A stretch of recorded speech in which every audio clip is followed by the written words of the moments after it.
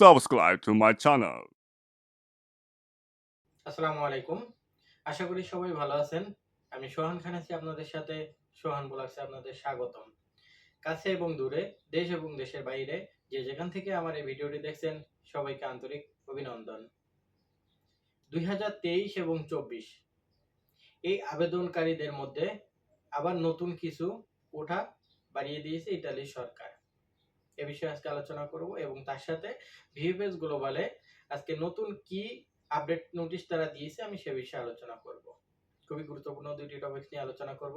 ভিডিওটি কেউ স্কিপ করবেন না, সবাই মনোযোগ সহকারে দেখবেন এবং যারা আমার চ্যানেলে নতুন তারা অবশ্যই আমার চ্যানেলটি সাবস্ক্রাইব করে পাশে থাকবেন এবং অলরেডি যারা সাবস্ক্রাইব করছেন থ্যাংক ইউ সো মাচ এবং ভিডিওটি ভালো লাগলে দেখা শেষে লাইক দিবেন। তো ভিএফএস গ্লোবাল থেকে নতুন কি আপডেট দিয়েছে আজকে? ভিএফএস গ্লোবাল থেকে নতুন একটা আপডেট দিয়েছে। আবেদনকারীরা যখন ভিএফএস গ্লোবালে অ্যাপয়েন্টমেন্টের জন্য তার সব কাগজগুলো জমা দিবে তখন একটা পররাষ্ট্র মন্ত্রণালয় থেকে সত্যায়িত করে ইলেকট্রিক সত্যায়িত করে ওখানে একটা ফাইলে একটা পিন কোড যাচাই বাছাইকরণের জন্য একটা পিন কোড দিয়ে থাকবে। সেই পিন কোডটি সেখানে থাকতে হবে। আর যাদের পিন কোড থাকবে না, যাদের এই ফাইলে এইভাবে পিন কোড থাকবে না সত্যায়িত করার সময়, তখন ফাইলে তাদের হাতে লিখে পিন কোডটি বসায় দিতে হবে। অন্যথায় আপনি কিন্তু অ্যাপয়েন্টমেন্ট পাবেন না বা আপনার এটা যাচাই বাছাইকরণ সম্পন্ন হবে না। তো এই মুহূর্তে আমি দেখাবো ভিএফএস গ্লোবাল থেকে নতুন কি নোটিশটা দিয়েছে, আমি আপনাদের পড়াই শোনাবো। ভিএফএস গ্লোবাল থেকে যে নোটিশটা দিয়েছে এটা 19 মে 2024। তো এখানে লেখা আছে দেখেন, প্রিয় গ্রাহকবৃন্দ, আপনাদের অবগতির জন্য জানানো যাচ্ছে যে 19 মে 2024 থেকে প্রযোজ্য। এটা কিন্তু 2024 19 মে থেকে প্রযোজ্য। আবেদনকারীগণ পররাষ্ট্র মন্ত্রণালয় থেকে ইলেকট্রনিক সত্যায়িত ডকুমেন্ট জমা করলে দূতাবাসের প্রয়োজনীয় যাচাইকরণের সুবিধার্থে সত্যায়নের পিন কোড থাকা আবশ্যক। এটা কিন্তু জরুরি। এটা এই পিন কোড ছাড়া কিন্তু আপনি অবশ্যই পাবেন না, অ্যাপয়েন্টমেন্ট পাবেন না। পিন কোড যদি সত্যায়িত ডকুমেন্টসে দেয়া না থাকে, আবেদনকারীর ফাইলে হাতে লিখে দিতে হবে। এই পিন কোডটা যদি ডকুমেন্টসে দেয়া না থাকে তাহলে আবেদনকারীকে কিন্তু অবশ্যই ফাইলের সাথে হাতে লিখে দিতে হবে।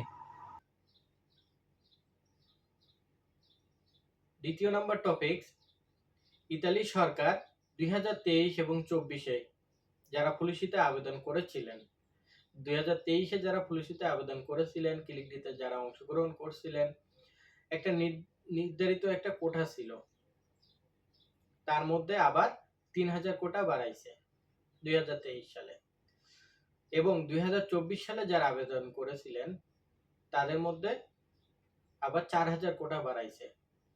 এটা একটা অনেক সুখবর, কিন্তু এতটা সুখবর তাও না। হতে পারে এর মধ্যে কিছু নতুন যারা অপেক্ষায় ছিল যে নুরুস্তা পাবে কি না পাবে, তারাও এর মধ্যে হয়তো নুরুস্তা পেতে পারেন।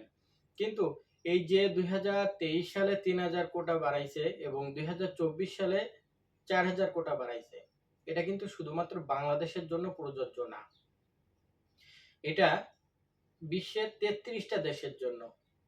শুধুমাত্র বাংলাদেশের জন্য হলে তো হয়েই যাইতো, একবারে 3000 একবারে 4000, মানে তো অনেক একটা সুখবর। কিন্তু এটা বিশ্বের 33টা দেশ মিলে এই 3000 এবং 4000 টোটাল 7000 কোটা বেশি হয়েছে, শুধু বাংলাদেশের জন্য না।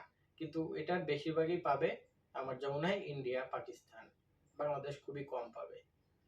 তো যাই হোক, যতটুকু দিয়েছে এর মধ্যে অনেকেই ওই পুলিশিতে আবেদনের আবেদন করে অপেক্ষায় ছিলেন যে তারা নুরুস্তা পাবে কি না পাবে। অনেকে এর মধ্যে হয়তো পাইতে পারেন। এর মধ্যে যারা আগে আবেদন করেছিলেন, যারা অপেক্ষায় ছিলেন, আপনার যে দালালের মাধ্যমে, সে দালাল আপনাকে অপেক্ষায় রাখছে। এখন আপনাকে হয়তো এটা বলতে পারে যে আপনার থেকে টাকা হাতিয়ে নেওয়ার জন্য আপনাকে এটা বলতে পারে যে আপনার নুরুস্তা তো বের হয়ে যাবে, এখন 4000 কোটা বাড়াইছে এবং আপনার তো আবেদন করা ছিল আগে, আপনার সেই সময় 3000 কোটা বাড়াইছে। তো টোটালি 7,000 কোটা বাংলাদেশ থেকে নিয়েছে, বাংলাদেশ থেকে বাড়াইছে। অবশ্যই আপনি আসতে পারবেন, এই হিসেবে আপনাকে কিন্তু অনেক প্রলোভন দেখাবে। তো বন্ধুরা সবাই সাবধান, এটা শুধু বাংলাদেশের জন্য না, আমি আগেও বলছি এটা বিশ্বের 33টা দেশের জন্য। তো হতে পারে এর মধ্যে আপনিও থাকতে পারেন, কিন্তু আপনি যাচাই বাছাই করে তাকে টাকা দিবেন। ভিএফএস গ্লোবাল থেকে, ভিএফএস গ্লোবালের নতুন আপডেট তো জানিয়েছি, এভাবে পিনকোড বা ইমেইলের মাধ্যমে যেভাবে যাচাই করলে হয় সেভাবে যাচাই করে সুন্দর করে সবকিছু বুঝে শুনে তারপরে তাকে টাকা দিবেন। তো এই ছিল আজকে আমার ভিডিও। যদি আমার ভিডিওটি ভালো লেগে থাকে অবশ্যই লাইক করবেন এবং বেশি বেশি শেয়ার করে সবাইকে দেখার সুযোগ করে দিবেন। ধন্যবাদ সবাইকে।